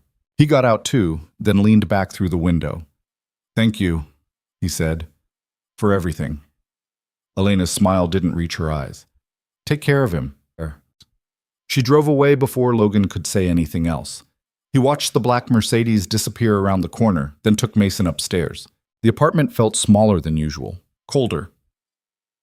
Logan made lunch while Mason sprawled on the couch, flipping through TV channels. Everything felt normal on the surface, but Logan couldn't shake the unease gnawing at him. His phone rang. It was Voss. "Pierce, we need to talk." "Can it wait? My kid just got out of the hospital." "No, it can't." HR finished their review. Logan's stomach dropped. And they're clearing you. No evidence of misconduct, no policy violations. You're off leave effective immediately." Logan exhaled slowly. "Okay. But there's a condition." "What kind of condition?" "You can't work directly under Elena anymore. We're transferring you to a different department. Same pay, same title, but different supervisor." "Why?" "To avoid any appearance of impropriety. It's the only way the board will sign off on this." Logan clenched his jaw. "So I'm being punished for doing nothing wrong. You're being protected. There's a difference." "Doesn't feel like it." Voss sighed. "Look, I know this sucks, but it's the best outcome you could have hoped for. Take it and move on." Logan hung up without saying goodbye. He stood in the kitchen, staring at his phone, feeling the weight of the last few weeks pressing down on him. Mason appeared in the doorway. "Who was that?" "Work." "Are you going back?" "Yeah." "What about Elena?" Logan set his phone down. "I don't know, bud." "Do you love her?" The question hit harder the second time. Logan looked at his son, this kid who'd been through so much, who deserved better than a father who couldn't figure out his own life. "I think so," Logan said quietly. "Then why are you acting like you don't?" "Because loving someone isn't always enough." Mason frowned. "Mom used to say love is the only thing that matters." Logan's chest tightened. Sarah had said that, all the time. Even when things got hard, even when the bills piled up and the fights got louder, she'd believed love could fix anything. She'd been wrong. "Your mom was an optimist," Logan said. "And you're not?" "Not anymore." Mason walked over and hugged him. Logan held on tight, burying his face in his son's hair, and tried not to fall apart. Logan went back to work the following Monday. His new department was logistics coordination, and his new supervisor was a woman named Karen Reyes, who didn't care about his personal life as long as he did his job. It was a relief, in a way. No whispers, no sideways glances, just work. But it also meant he didn't see Elena. She was 3 floors up, in a different world entirely. Logan told himself it was better this way. Cleaner, less complicated. But every time he walked past the executive elevator, he thought about her sitting in that massive office, alone. 2 weeks passed. Logan focused on Mason, on rebuilding the routine they'd lost. He picked the kid up from school every day, helped with homework, made dinner. They went to the park on weekends, watched movies, pretended everything was normal. Then one Friday afternoon, Logan's phone buzzed, a text from Elena. Elena, can we talk? Logan stared at the message for a long time, then he typed back. Logan, when? Elena, tonight, my place, 7 p.m. Logan, okay. He picked up Mason from school and dropped him at Mrs. Hahn's house. The older woman didn't ask questions, just smiled and ushered Mason inside with promises of cookies. Logan drove to Elena's estate with his heart pounding. He didn't know what she wanted to talk about, didn't know if he was ready for the conversation, but he owed it to her and to himself to show up. Elena answered the door herself. She was wearing jeans and a sweater, her hair loose around her shoulders. She looked tired. Thanks for coming, she said. Logan stepped inside. What's this about? Come with me. She led him through the house, past the sitting room and the kitchen, to a door he'd never noticed before. She opened it, revealing a staircase leading down. What? Just trust me. Logan followed her down into a basement that had been converted into a workspace. There were drafting tables, shelves lined with binders, a large corkboard covered in photos and notes. Elena gestured to the board. This is what I've been working on. Logan stepped closer. The photos showed rundown buildings, faded signs, vacant lots. The notes detailed addresses, ownership records, zoning information. What is this? Logan asked. The East Side Industrial District, where the factory is. Elena picked up a folder and handed it to him. I'm buying it. Logan opened the folder. Inside were blueprints, financial projections, development proposals. You're redeveloping the whole district?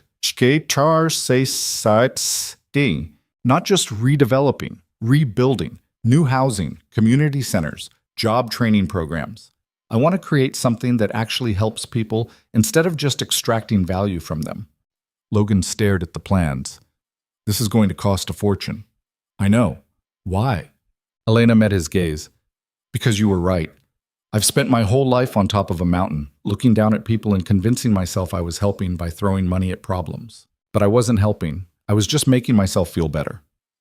She gestured to the board. This is different. This is actually doing something. Logan flipped through the folder. Based sets. The plans were detailed, thoughtful, ambitious. And they were focused on the people who lived and worked in the district, people like him. When did you start he asked. The night of the gala, after you left. Elena crossed her arms. I couldn't sleep. Couldn't stop thinking about what you said, about how I was choosing the company over you. And I realized you were wrong. Wrong how? I wasn't choosing the company. I was hiding behind it, using it as an excuse not to get hurt. She stepped closer. But then I watched Mason struggle to breathe, and I realized hiding doesn't protect anyone. It just makes you alone. Logan set down the folder. Elena, I love you, Logan, and I know you're not ready to say it back. But I need you to know that I'm done hiding. I'm done pretending I don't care. And I'm done letting other people decide what I'm allowed to feel. Logan's throat tightened. What are you saying? I'm saying I want to be with you, publicly, completely. No more sneaking around, no more half measures, and if the board doesn't like it, they can find a new CEO. You can't do that. Yes, I can. It's my company. Elena, you'd be throwing away everything you've built. I'm not throwing it away. I'm changing it, and I want you to help me. Logan stared at her. At the determination in her eyes, the fierce resolve that had first made him stop and notice her, and he realized she meant every word. "I'm still scared," he said quietly. "So am I. I don't know if I can be the person you need." "You already are." Logan stepped forward and cupped her face in his hands. "I can't promise this will work." "I don't need promises. I just need you to try." He kissed her, slow and deep, and full of all the things he couldn't say. When they pulled apart, Elena was smiling. "Does this mean you're staying?" she asked. "Yeah, I'm staying." "Huh?" She laughed, a bright, relieved sound, and pulled him close. Logan held her and thought about all the ways this could still fall apart. But for the first time in years, he didn't care. Because maybe, just maybe, it was worth the risk. The next few weeks were a whirlwind. Elena announced the redevelopment project at a press conference with Logan standing beside her. The media went wild. Some praised her vision. Others accused her of using the project to distract from the scandal. But Elena didn't flinch. She laid out the plans, explained the goals, and made it clear this wasn't charity. It was investment in the community. The board was less enthusiastic. "This is financial suicide," Richard Hayworth said during an emergency meeting. "You're pouring millions into a project with no guaranteed return." Elena didn't blink. "The return is people having jobs and safe places to live. If you can't see the value in that, you're welcome to resign." Richard's face turned red. Richard's face turned, "You're letting your personal life cloud your judgment. My personal life has nothing to do with this, doesn't it? You're dating a factory worker, and now you're suddenly passionate about factory workers. It's transparent, Elena." Logan, sitting in the back of the room, felt his jaw tighten. But before he could say anything, Elena stood up. "You want to talk about transparency?" she said.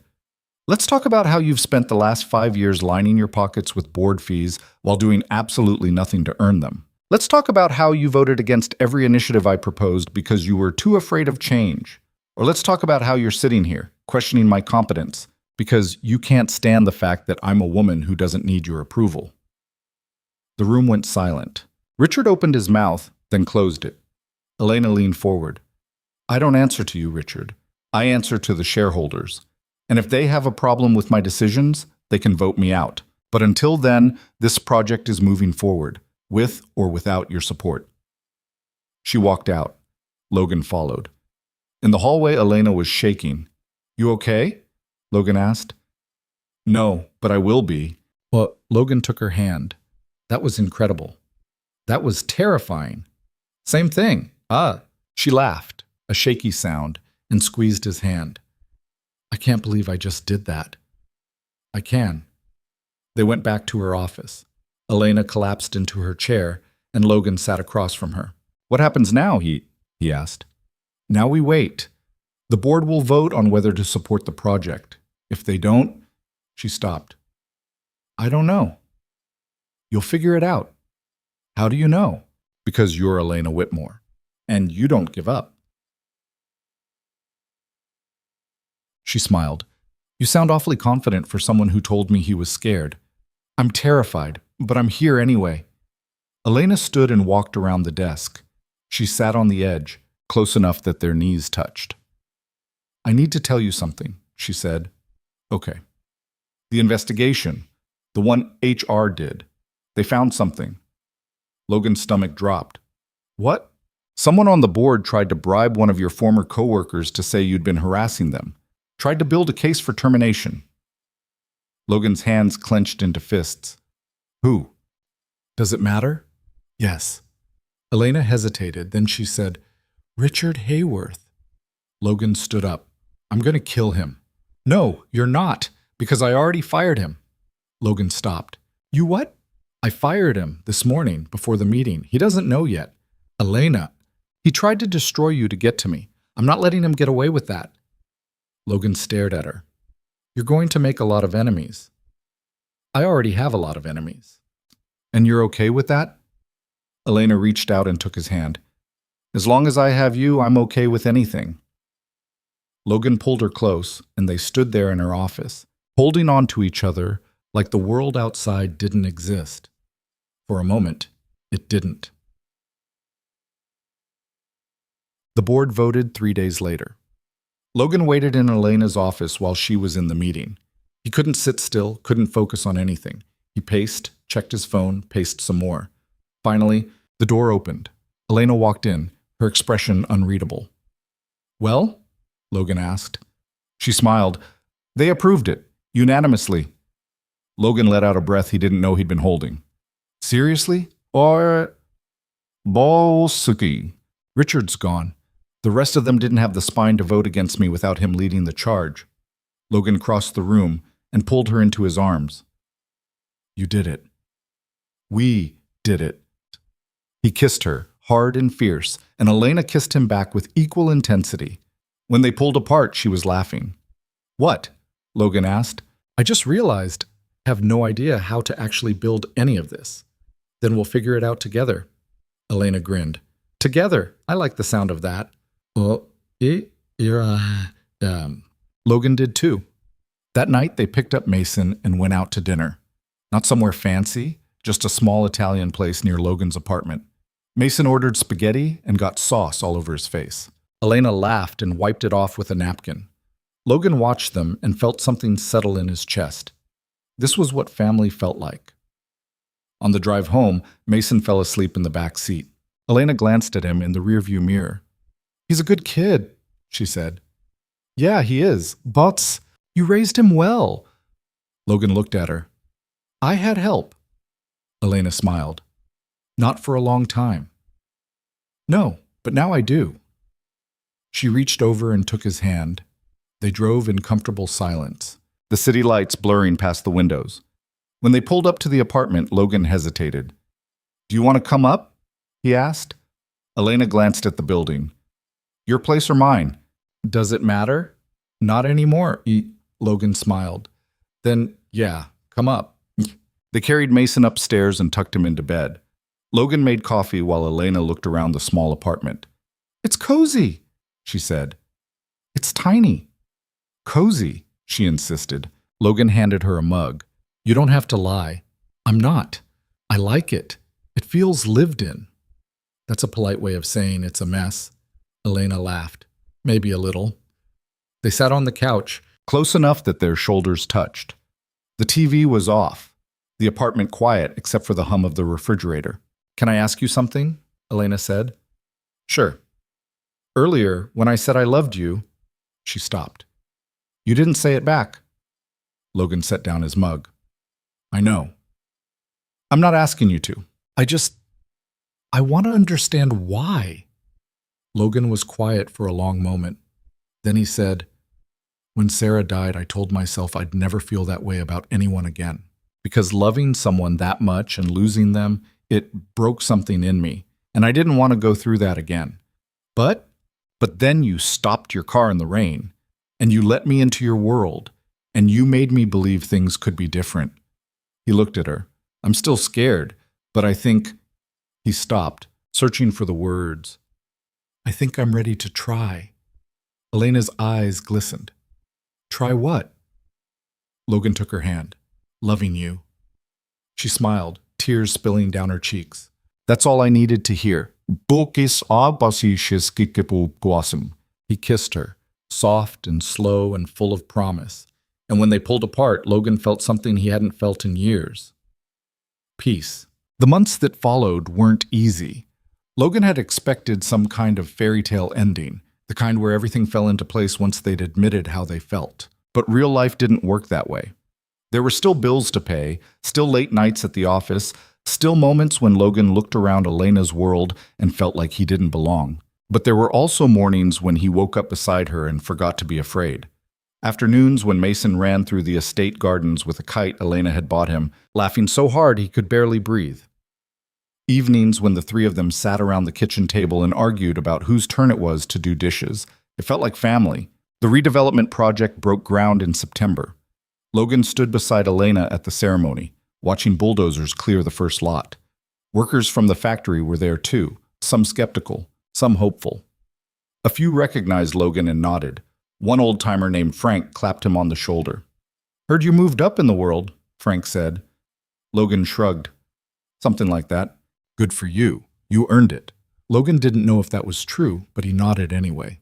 Elena gave a speech about community investment and sustainable development. She was good at that, speaking to crowds, making people believe in something bigger than themselves. Logan watched her and thought about the woman who'd stopped her car in the rain, the one who'd been so cold and distant she seemed untouchable. She wasn't untouchable anymore. After the ceremony, they drove Mason to his soccer game. Elena had never been to one before, and she spent the first 10 minutes asking Logan to explain the rules. So they just kicked the ball around. That's a very simplified version, yeah. And the point is to get it in the goal, you're catching on. Mason scored in the second half and Elena jumped to her feet, cheering louder than anyone else. Logan laughed and Mason grinned so wide his face looked like it might split in half. On the drive home, Mason fell asleep in the back seat again. It was becoming a habit. Elena glanced at him in the mirror. Does he always pass out after games? Always. He gives everything he's got, then crashes. Sounds familiar. Logan looked at her. You calling me out? Just making an observation. He reached over and took her hand. I love you. Elena's breath caught. It was the first time he'd said it without prompting, without hesitation. She squeezed his hand. I love you too. They drove in silence after that, but it wasn't the uncomfortable kind. It was the kind of silence that felt like peace.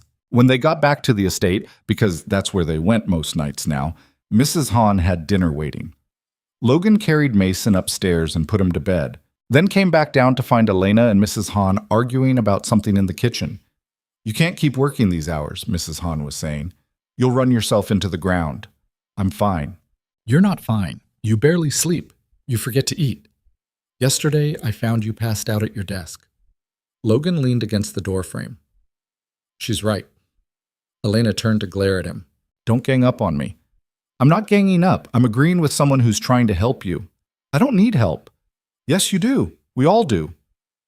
Elena opened her mouth to argue, then closed it. She looked exhausted, dark circles under her eyes. Her shoulders slumped in a way that made Logan's chest ache. Come on, he said. Let's go to bed. It's 8 o'clock. So? I have work to do. It can wait. Elena hesitated, then nodded. She thanked Mrs. Hahn and followed Logan upstairs. They got ready for bed in comfortable silence, and when Elena finally lay down, she was asleep within minutes. Logan stayed awake a little longer, watching her. She looked younger when she slept, less guarded. He thought about how far they'd both come, from that rainy night outside the factory to this moment, lying in bed together like it was the most natural thing in the world. It wasn't perfect, but it was real, and that was enough. By November, the first phase of the redevelopment was complete. New housing units went up, clean and modern, with rents set at rates actual working people could afford. A community center opened, offering job training and childcare. Elena hired locally wherever possible, and Logan helped vet candidates, making sure people who'd been overlooked, people like him, got a fair shot. The board grumbled about costs, but the public response was overwhelmingly positive. Local news ran stories about the project. National outlets picked it up. Elena did interviews, always deflecting credit, always talking about the community instead of herself. Logan watched one of those interviews from his office. Elena was sitting across from a reporter, perfectly composed, answering questions about funding and timelines. Then the reporter asked about her personal life. There's been a lot of speculation about your relationship with Logan Pierce. Can you comment on that? Elena didn't flinch. Logan and I are together. That's not speculation. That's fact. Some critics have said your relationship represents a conflict of interest. Some critics need to find better things to do with their time. Elena's smile was sharp. Logan is one of the most capable, dedicated people I've ever worked with. Our relationship doesn't change that. If anything, it's made me a better leader because he's taught me what it means to actually care about the people I'm supposed to be serving. The reporter shifted uncomfortably. And what about the accusations that he's using you for financial gain? Those accusations are insulting to both of us. Logan has never asked me for anything. He works hard, he takes care of his son, and he treats me with more respect than most of the men I've met in boardrooms. If people want to reduce that to some kind of transactional arrangement, That says more about them than it does about us. Logan turned off the video. His hands were shaking. Voss appeared in his doorway. You see that? Yeah. She's got guts. I'll give her that. Logan looked up. You think she went too far? I think she said what needed to be said. Voss leaned against the doorframe. For what it's worth, Pierce, you've proven yourself here. Most people have stopped questioning whether you deserve to be in this building. The ones who haven't aren't worth worrying about. Thanks. Whoops. Voss nodded and left. Logan sat at his desk, staring at his computer screen, feeling something shift inside him. For months, he'd been waiting for the other shoe to drop, waiting for someone to prove he didn't belong, that this was all some cosmic mistake. But maybe it wasn't. Maybe he'd earned this. That evening, Logan picked up Mason from school and drove to the estate. Elena was already home, sitting on the back patio with a glass of wine and a stack of paperwork. You're off early, Logan said. I'm trying this new thing where I don't work myself to death. How's that going? Terrible. I keep thinking about everything I should be doing. Logan sat down beside her. Then stop thinking. Easier said than done. Mason ran past them into the garden, chasing after a butterfly. Elena watched him with a soft smile. He's gotten taller, she said. Kids do that. I know, but... She stopped. It feels fast. Like one day he was this scared little kid, and now he's running around like he owns the place. He kind of does, Elena laughed. Yeah, he does. Logan reached over and took her hand. I've been thinking about something. What? Moving. Elena's head snapped toward him. What do you mean?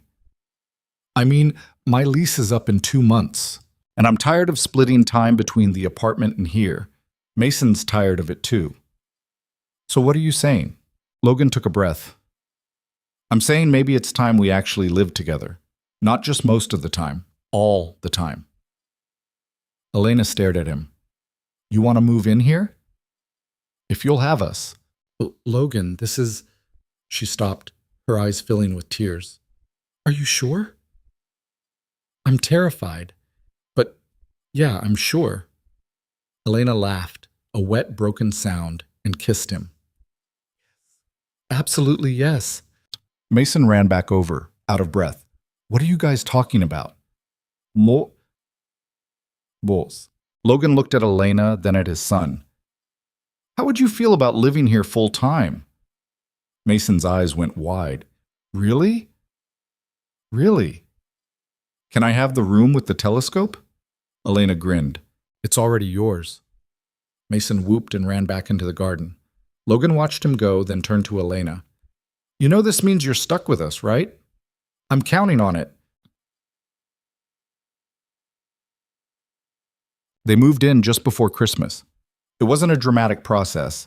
Most of Logan's stuff fit in Elena's car, and Mason's belongings barely filled 2 boxes. But it felt monumental anyway.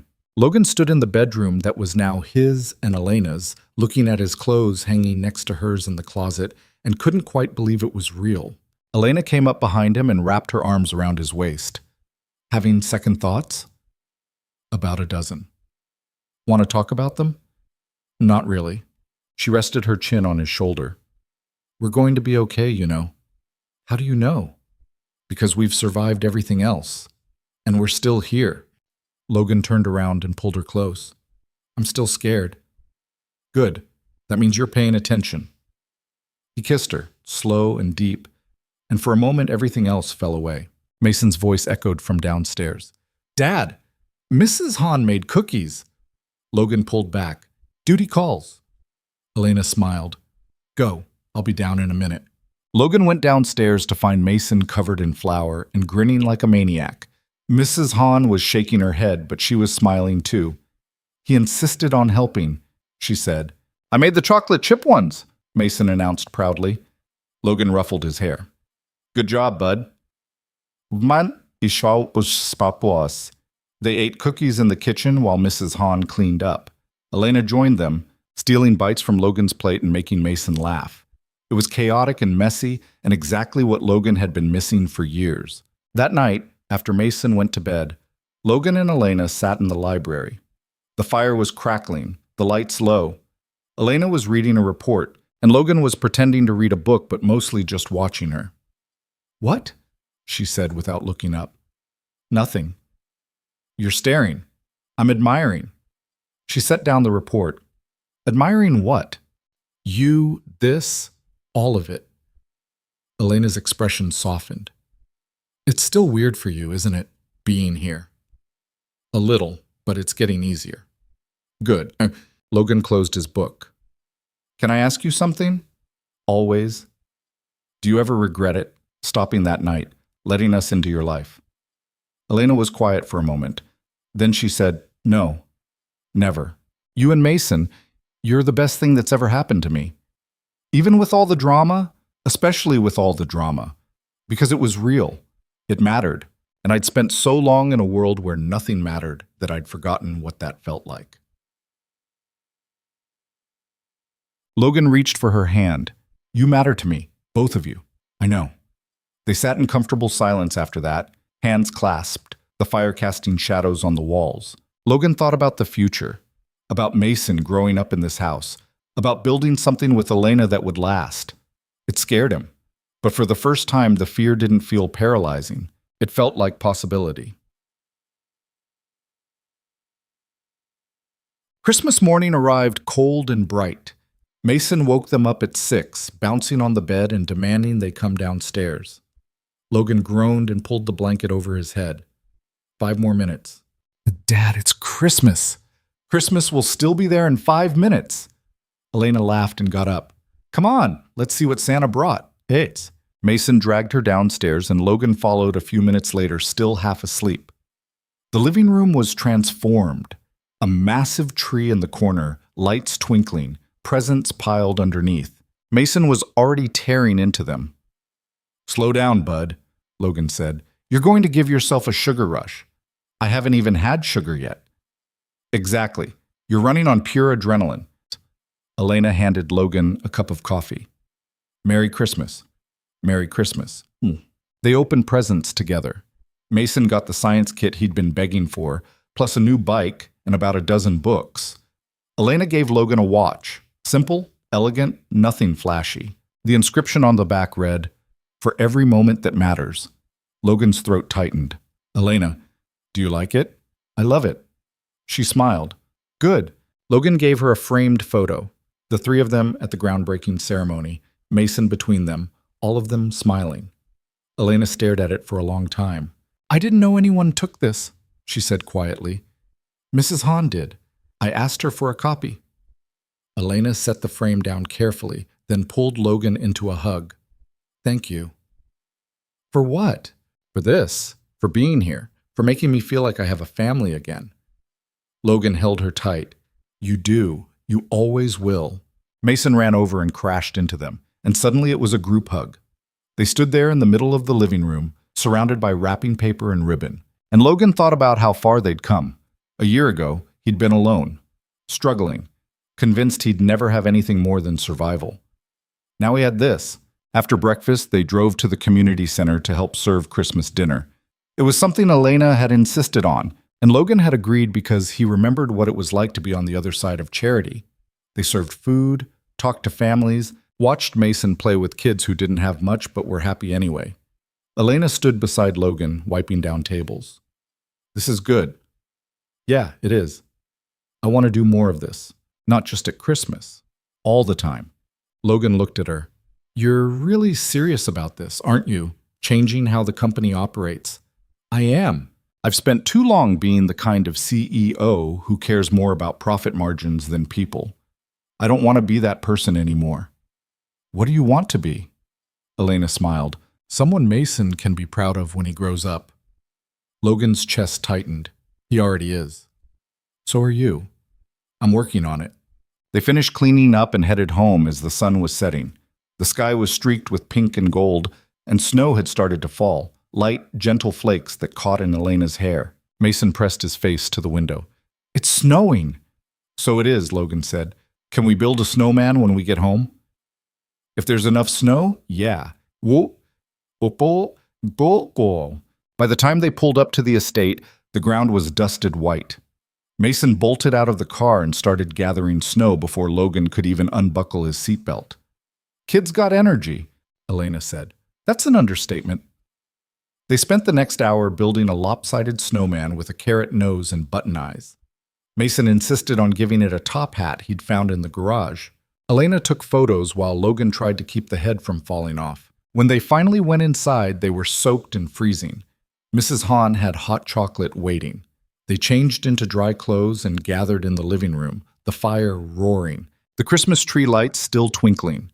Logan looked around, at Mason sprawled on the floor with a book, at Elena curled up beside him on the couch, at the home they were building together, and felt something settle deep in his chest. Gratitude. Not the surface kind, but the bone-deep kind. The kind that came from knowing how close he'd been to losing everything and how much grace it took to find his way here. Elena rested her head on his shoulder. What are you thinking about? How lucky I am. Luck had nothing to do with it. Didn't it? If I hadn't missed that bus, then I would have found you some other way. Elena looked up at him. I don't believe in accidents. I think some people are meant to find each other. Logan kissed her forehead. I think you might be right. Mason glanced over. Are you guys being mushy again? Maybe a little, Logan admitted. Gross. Elena laughed. You'll understand when you're older. I hope not. They stayed up late watching Christmas movies and eating leftover cookies. Mason fell asleep halfway through the second movie, and Logan carried him upstairs. When he came back down, Elena was standing by the window, looking out at the snow-covered garden. You okay? Logan asked. Yeah, just thinking. About what? About how different everything is. A year ago, I was alone in this house. It felt like a mausoleum. And now, she gestured around, now it feels alive. Logan walked over and wrapped his arms around her from behind. You're not alone anymore. Neither are you.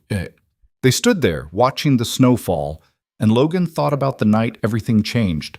The storm, the broken-down bus, the moment Elena's car pulled up beside him. He'd been so angry that night, so tired, so convinced the universe had it out for him. But maybe the universe had been trying to tell him something. Maybe sometimes the worst moments lead to the best ones. Maybe sometimes you have to lose everything to find what actually matters. Maybe sometimes the people who save you are the ones you never saw coming. Elena turned in his arms. I have something for you. You already gave me a watch. This is different. She reached into her pocket and pulled out a small envelope. Logan opened it. Inside was a key. What's this? The deed to the house on Maple Street, the one we built as part of the redevelopment. Logan stared at her. Elena, it's yours. For you and Mason. I know you said you wanted to live here, but I also know you need a place that's yours, somewhere you can go if this ever feels like too much. Logan's hands were shaking. I can't accept this. Yes, you can. Elena, it's a gift, not charity. A gift. Because you deserve to have something that's just yours. Logan looked at the key, then at her. You're incredible, you know that? I'm learning. He kissed her, slow and deep, pouring everything he felt into it. When they pulled apart, Elena was crying. Happy tears, she said quickly. I promise. Logan wiped them away. I love you. I love you too. They went upstairs and climbed into bed. Elena fell asleep almost immediately, but Logan stayed awake a little longer. He thought about the future, about the house on Maple Street, about Mason growing up with opportunities Logan never had, about building something with Elena that would outlast both of them. It wouldn't be easy. There would be bad days, hard choices, moments when everything felt impossible, but they'd face it together, and that made all the difference. Spring came, and with it, new beginnings. The redevelopment project expanded. More housing, more jobs, more hope. Logan took on a bigger role, coordinating between departments and making sure the people doing the work were treated fairly. Elena promoted him again. Not because they were together, but because he'd earned it. Mason thrived. His grades improved, his confidence grew, and he stopped having nightmares about being alone. He made friends at his new school, joined the science club, started talking about becoming an astronaut. You think I could really do it? He asked one night at dinner. Logan didn't hesitate. I think you can do anything you set your mind to. What if I fail? Then you try again. That's what life is, bud. Trying, failing, getting back up. Mason considered this. Is that what you did? Yeah, it is. And it worked out? Logan looked at Elena, who was smiling at him across the table. Yeah, it worked out. In June, they held a ribbon-cutting ceremony for the community center's expansion. Logan stood beside Elena as she addressed the crowd, workers, residents, reporters. She talked about second chances and the power of community and what it meant to invest in people instead of just profits. Logan watched her, this woman who'd been so cold and distant when they first met, and marveled at how much she'd changed, how much they'd both changed. After the ceremony, an older man approached Logan. He looked familiar, but Logan couldn't place him. You don't remember me, the man said. I'm sorry, Frank Martinez. We worked third shift together about 5 years ago. Logan's eyes widened. Frank? Yeah, I remember. How are you, E? Good.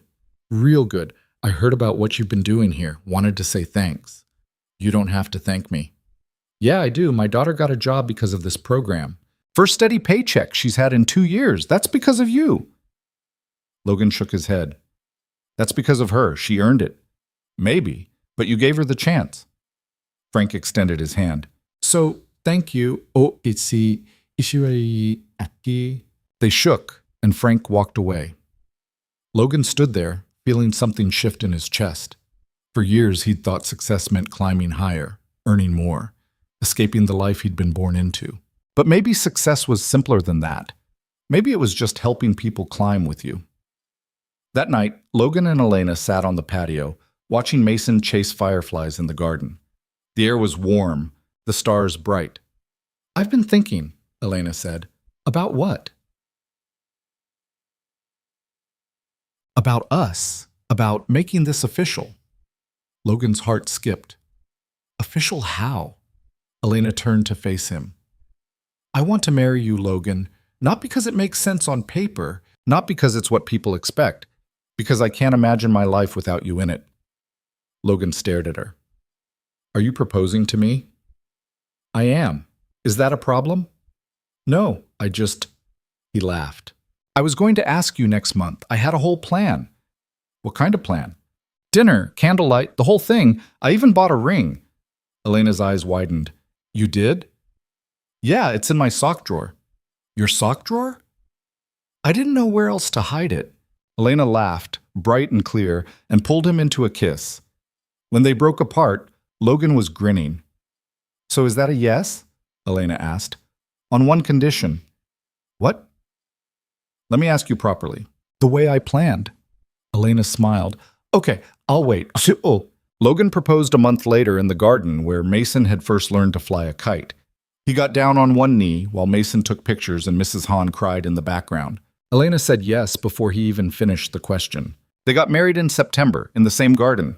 It was small, just close friends and family. Mason stood beside Logan as his best man, beaming with pride. Mrs. Hahn sobbed through the entire ceremony. Voss showed up in a suit that looked like it hadn't been worn since the 90s. When Logan and Elena exchanged vows, Logan's hands were shaking. I didn't think I'd get a second chance at this, he said. At love, at family, at feeling like I belonged somewhere. But you gave me that. You and Mason. You made me believe I was worth more than just surviving, and I promised to spend the rest of my life proving you right. Elena's voice broke when she spoke. You already have. It broke. They kissed, and everyone cheered, and Logan thought about the man he'd been a year and a half ago, standing in the rain, lost and alone, convinced the world had given up on him. That man was gone. In his place was someone who'd learned that strength wasn't about doing everything alone. It was about letting people in, about accepting help, about building something together that was stronger than anything you could create on your own. The reception lasted until midnight. Mason danced with Elena, stepping on her toes and laughing every time she pretended to be injured. Logan watched them and felt his chest swell with something he couldn't name. Later, when the guests had gone and Mason was asleep upstairs, Logan and Elena stood in the garden. The lights were still strung through the trees, casting everything in a soft golden glow. We did it, Elena said. We did. What happens now, Shimiko? Logan pulled her close. Now we live. We build. We keep showing up for each other, even when it's hard. That sounds exhausting. Probably, but it's worth it. Elena rested her head against his chest. Yeah, it is. They stood there under the stars. Two people who'd been broken in different ways, who'd found each other when they needed it most, who'd built something real out of the wreckage of their pasts. It wasn't a fairy tale. There would be hard days ahead, arguments and setbacks and moments when everything felt impossible. But they'd face it together. And that was the only thing that mattered. Because love wasn't about finding someone perfect. It was about finding someone worth fighting for. Someone who made you want to be better, do better, try harder. Someone who saw all your flaws and chose you anyway. Logan had found that in Elena, and she'd found it in him. As they walked back inside, Mason appeared at the top of the stairs, rubbing his eyes. Are you guys coming to bed? He asked sleepily. Yeah, bud, Logan said. We're coming. They went upstairs together, the three of them, and Logan realized this was what he'd been searching for all along. Not wealth, not status, not some abstract idea of success. Just this. A family. A home. People who loved him not for what he could give them, but for who he was. Sometimes the storm doesn't destroy you. Sometimes it just washes away everything that was keeping you from seeing what really matters. And if you're lucky, if you're brave enough to accept help when it's offered, to let go of pride and fear and all the walls you've built, you might just find that the life you were meant to live was waiting on the other side all along. Logan had been drowning when Elena stopped her car that night, but she didn't just save him. She gave him a reason to save himself, and in doing so, she saved them both. That was the thing about love, Logan realized. It wasn't about one person rescuing another. It was about two people choosing to walk through the storm together, holding on when the wind tried to tear them apart, trusting that what they'd built was strong enough to survive. And theirs was. It always would be.